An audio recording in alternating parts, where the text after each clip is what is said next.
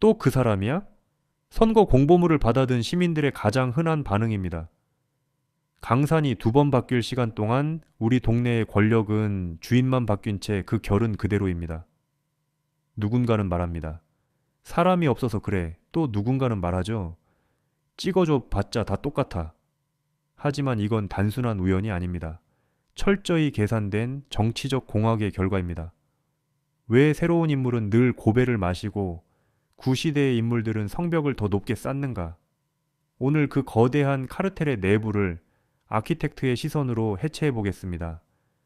정치학에는 현직 프리미엄이라는 아주 점잖은 용어가 있습니다. 하지만 현장에서는 이를 기울어진 운동장이라 부릅니다. 현직 단체장이나 의원은 4년 내내 공식적인 업무로 이름을 알립니다.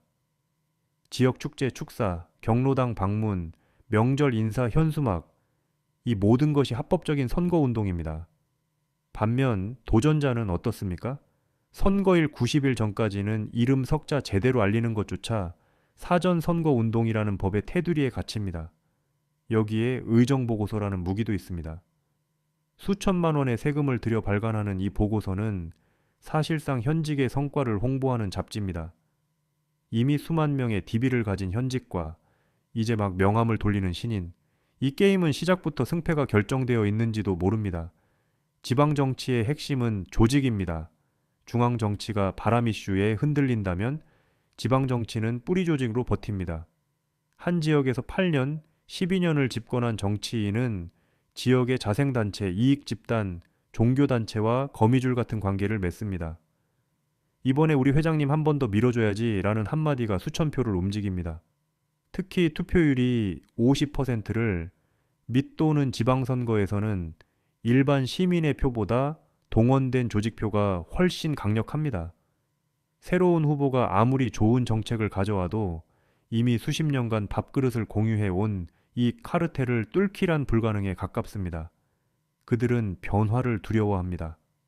자신들의 이권이 설계된 이 판이 깨지는 걸 원치 않기 때문입니다. 이제 조금 더 깊은 곳으로 들어가 보죠. 바로 공천입니다. 지방선거 후보자들은 시민의 눈치를 보기보다 중앙당이나 지역구 국회의원의 눈치를 봅니다. 소위 줄쓰기 정치가 여기서 시작됩니다. 국회의원의 충성스러운 수하들이 다시 지방의원으로, 단체장으로 공천받습니다.